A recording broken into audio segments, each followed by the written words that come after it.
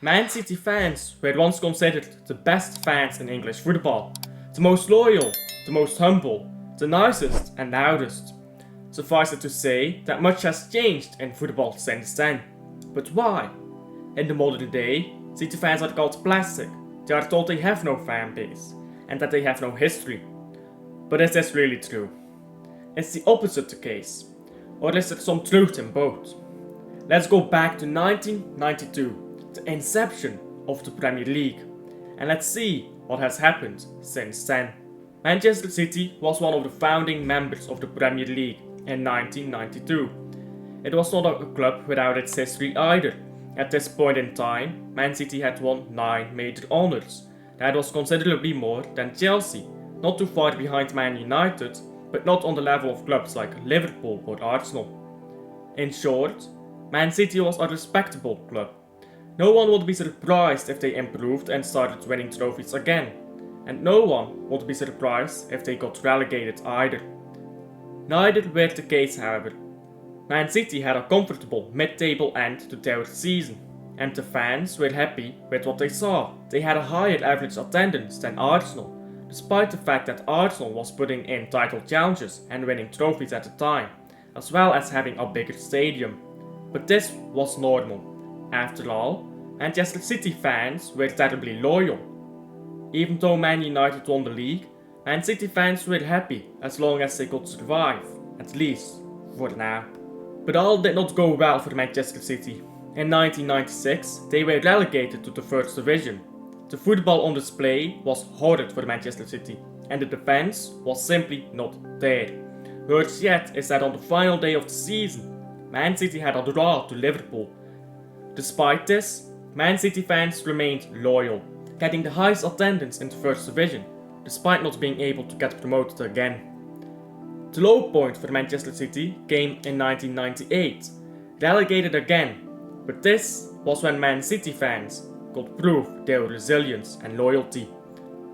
It was after spending the 98-99 season in the third division that Manchester City fans became the most respected.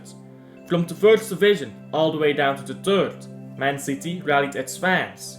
Inspired by these fans, City dramatically found a way to promotion. The pitch was invaded by Man City fans, and they wholeheartedly celebrated their return to the second tier of English football. And it happened again a year after.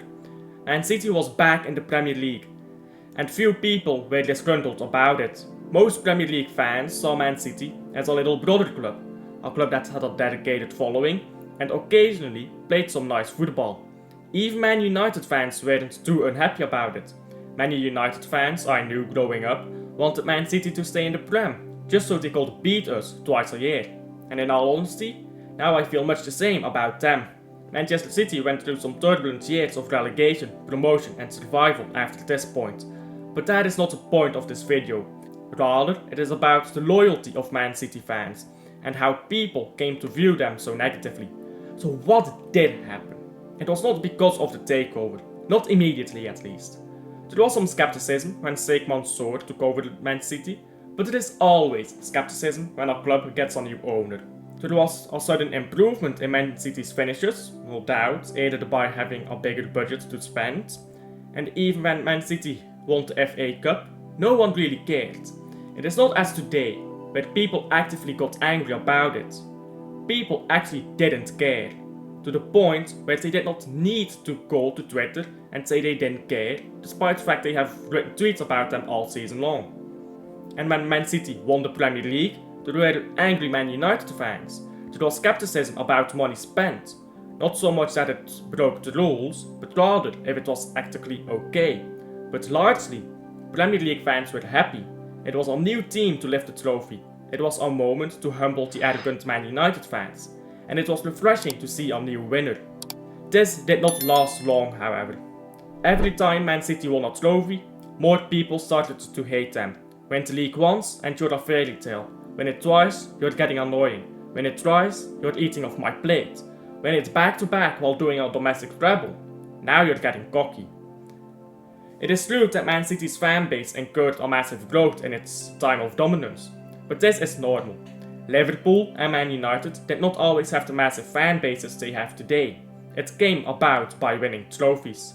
so people are quick to label these new fans as plastic, and I would hardly care to disagree. Whether they are plastic or not, this is how big clubs get big fan bases.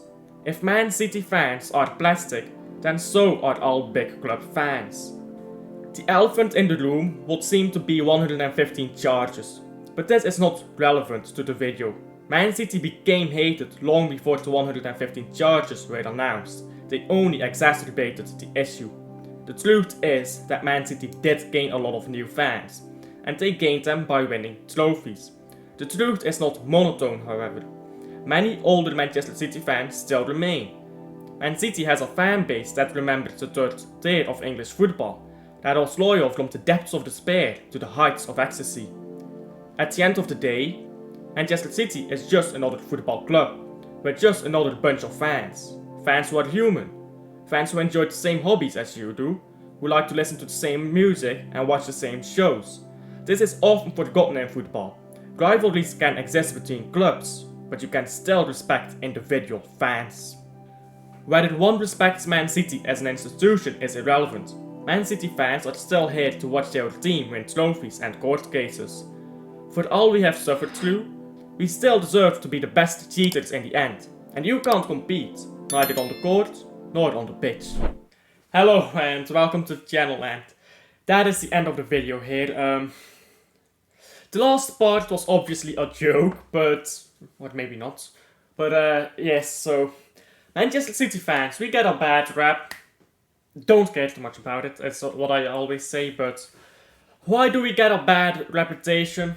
It's because we win trophies. Chelsea had a bad reputation when they were winning trophies. And believe it or not, everyone hated Manchester United when United won trophies. That's just how football is.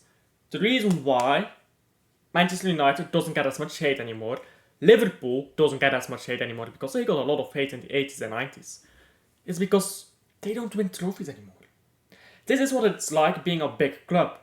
But Liverpool, near the end of the 80s, start of the 90s, had a very big amount of fans. Arsenal has a lot of fans. Manchester United has a lot of fans. City doesn't have that amount of fans yet. We have a loyal fan base, I'm wholly convinced of that. We have a dedicated fan base. But at the moment, we do not have the size of a fan base of Manchester United yet, or of Arsenal yet, or of Liverpool yet. That's fine. Our fan base is bigger than Chelsea already, so we kinda hold that. But it will be a while until we become bigger than West Ham, who has a very big fan base. People don't seem to understand how big West Ham's fan base is. West Ham's fan base is the fourth biggest in England. And it's not far behind like Arsenal.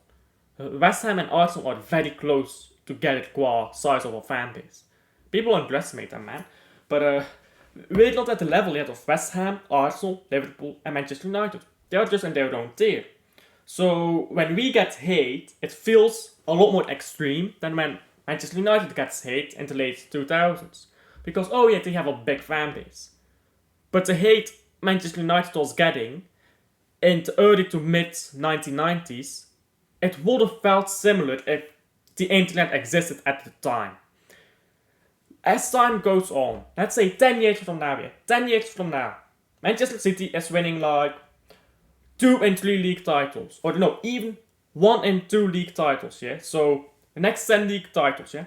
Manchester City wins 5 crowns. And 2 go to Arsenal and 1 to Liverpool and like to Chelsea and whatever. Manchester United, whoever, right? Doesn't matter. In that time, if Manchester City does win like 5 Premier Leagues and let's say maybe 2 FA Cups, whatever, doesn't matter. City's fan base will have grown. Again, the City's fan base keeps growing as long as they are successful. And Liverpool had a growth in recent years, but Arsenal and United's fan bases have been shrinking ever since they stopped winning trophies. That's simply how football works. And we will, if we continue to win trophies, one day be at that same level as West Ham, who I don't know why they have so many fans, like I don't know. It's just stuff, isn't it? As Liverpool, as Manchester United. We will get to that level at some point. And right now we aren't respected. That's because we are easy targets. 115 small fan base, easy to bully, blah blah blah. Just ignore it. Because in 10 years from now, we will be on that level. And in another 10 years, if we continue to dominate, which is a very big if, but we should, but if, then again, we will have a bigger fan base than those clubs. It's all just a matter of just keep going, focus on football, don't worry about fan base. They're going to disrespect us. I don't care, neither should you. They, and I say they, I mean rival fans who have no respect. Why should I care? They're just a bunch of dipshits. Why should I care?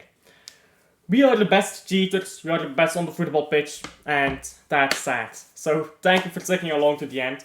If you have anything you wish to say, go down in the comment section down below, and I'll see you guys on the next one. Please like and subscribe if you're new to the channel, by the way. I'll see you guys on the next one.